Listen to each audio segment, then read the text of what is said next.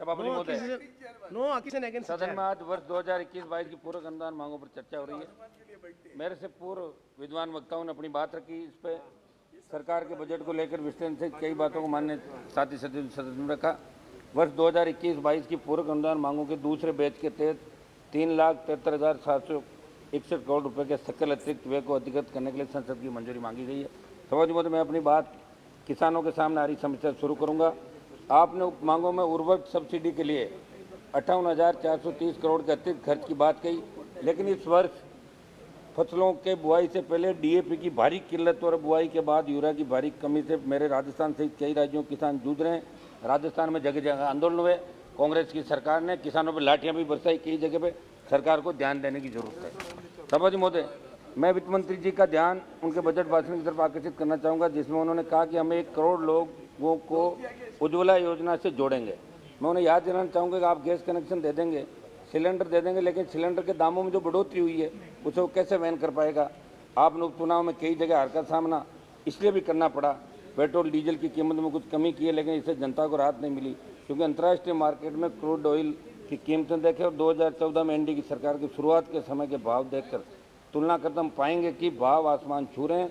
इसका प्रत्यक्ष असर महंगाई पर पड़ा। सरकार को पेट्रोल डीजल घरेलू गैस की कीमतों को और कम करने के लिए ठोस कदम उठाने की आवश्यकता है। नदी जोड़ो परियोजना को गति देने के लिए 2021-22 की अनुदान की अनुपूरक मांग के दूसरे बैच में 4300 करोड़ रुपए की मंजूरी मांगी गई। नदियां जोड़ रहे हो, अच्छी बात है, लेकिन पारस्परिक नदियों के भाव क्षेत्र की जो हालत है उसमें सुधार कैसे होगा, उस पर मंथन करने की जरूरत है। आज राजस्थान के लंबित अंतर्राज्यीय जल विवादों के निस्तारण में केंद्र गंभीरता रुचि नहीं दिखा रहा। अभी कुछ दिनों पहले का उदाहरण देना चाहूँगा कि राजस्थान के नौर में 200 के स्थान पर 30 क्यूसेक पानी छोड़ा गया, क्योंकि हरियाणा ने नौर फीडर में पानी की आवक अचानक घटा दी। और इसका कारण ये था कि पंजाब से नौर फीडर का मांग के क्रम में आवंटन पानी नहीं दिया गया। इस कारण भी किसानों की बारियां पिट गई और फसलें बर्बाद हुई। ये बात मैं इसलिए बोल रहा हूँ क्योंकि राजस्थान क्षेत्रफल की दृष्टि से सबसे बड़ा राज्य होने के साथ ही देश का सबसे बड़ा रेगिस्तानी भाग राजस्थान में स्थित है। सभापति महोदय, पानी राज्य के हिस्से में देश का सबसे कम मात्रा में है। राज्य में कृषि व पशुपालन मूल व्यवसाय होने की वजह से यहाँ पानी की आवश्यकता अधिक है, क्योंकि वर्षा यहाँ सबसे कम होने के साथ साथ यहाँ का तापमान अधिक रहता है। सारे हालातों के बाद भी राजस्थान के साथ पड़ोसी राज्यों का जल विवाद अशोभनीय है।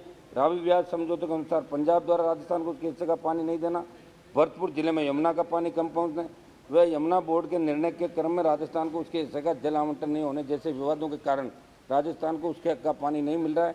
इसलिए आप नदियों को जोड़ने के लिए अतिरिक्त बजट मांग रहे हो, परंतु आपको ऐसे विषयों पर भी ध्यान देने की आवश्यकता है। मुझे एक बात रेलवे से संबंधित कहना चाहूँगा कि कई बजट घोषणाओं में नई रेल लाइनों की सर्वे घोषणा होती है और बाद में कह दिया जाता है कि गैर यहाँ आर्थिक रूप से सक्षम नहीं है, इस कार्य को आयोजन नहीं बढ़ाया जाता। मैं आपको उदाहरण के तौर पर मेरे राजस्थान में फड़ौदी से नागौर तथा पीपाड़ से भोपालगढ़ अशोक संकुआत होते हुए मुंडवा तक नई लाइन का सर्वे प्रपोज हुआ। दोनों मामलों में आपने कह दिया कि यहाँ आर्थिक रूप से सर्वे ठीक नहीं हुआ, इसलिए प्रपोजल स्वीकृत नहीं।